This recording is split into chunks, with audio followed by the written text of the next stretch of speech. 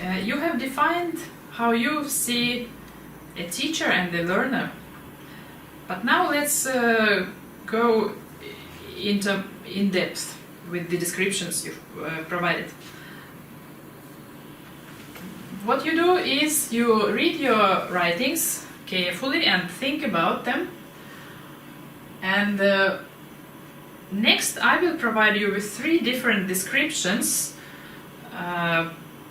which are, let's say, most typical descriptions of how teacher and learner can be defined and what their relationship in the learning process is. So when you read through the most typical descriptions, try to keep in mind your definition of a teacher and the learner and match your key points or match your key ideas to these descriptions.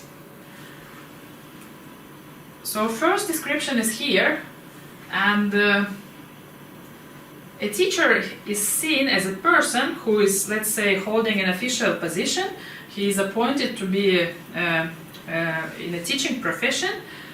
He is definitely an expert to implement his teaching tasks, and therefore he is trying to achieve the goals of the education and the upbringing. Learner in this description would be, let's say, an object of education and upbringing. So an object in a way that learner is a receiver of education and a receiver of teaching practices and information.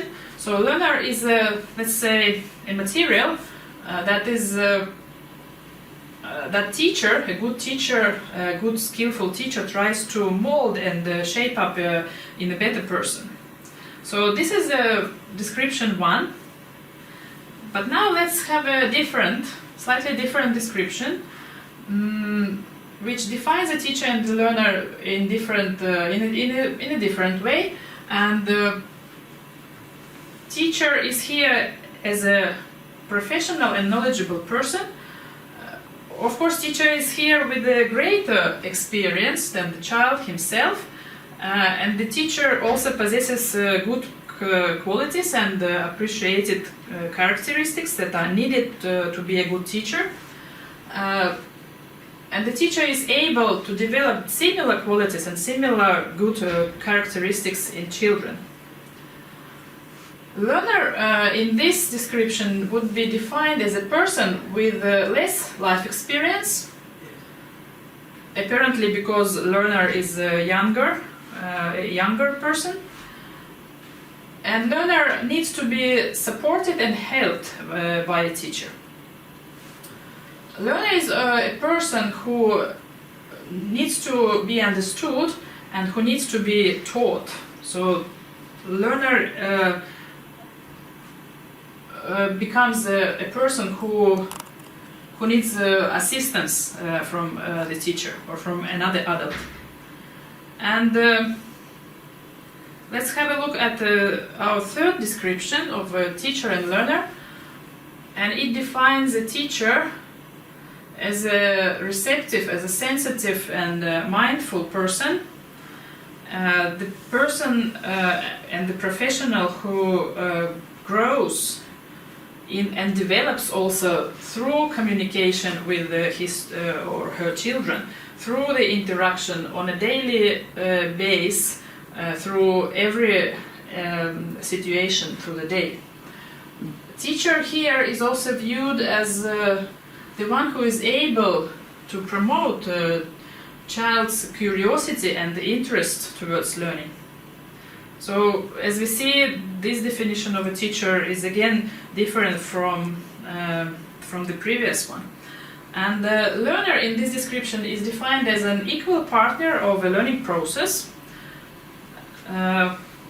even though the learner or the child has a different scale of thinking, has a different life experience, has different interests and feelings due to age.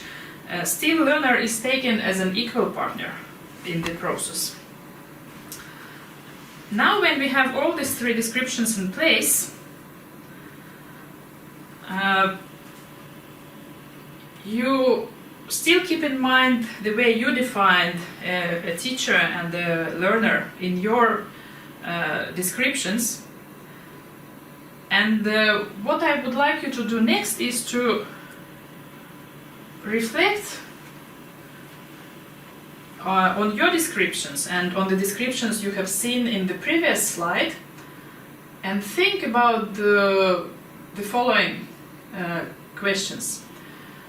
How these three descriptions actually differ among themselves. In the first place, think what is actually the difference between these three descriptions that I've provided you with. What are the key points in each descriptions? What are the key, let's say, ideas in each description? So think about the descriptions and then try to match one of these descriptions to your thinking, to what you have just previously described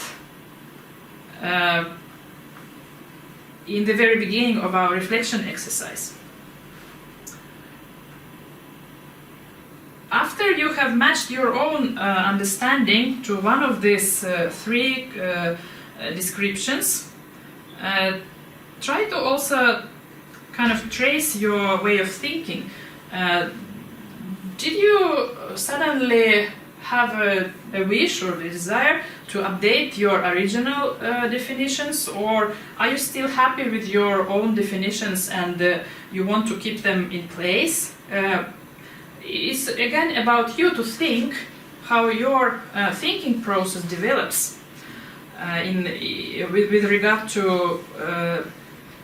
with regard to defining a teacher and the learner's nature and roles. If you would like to update your description, it's very important for you to think what made you think that way. What was the driving force, or what was the push that made you think further than just your original description? As I say, the descriptions are, let's say, like a very typical descriptions. You might find correlation with your thinking, maybe even in one or two descriptions, or maybe even in all three descriptions. But still try to choose one of the descriptions that matches your thinking in the best way.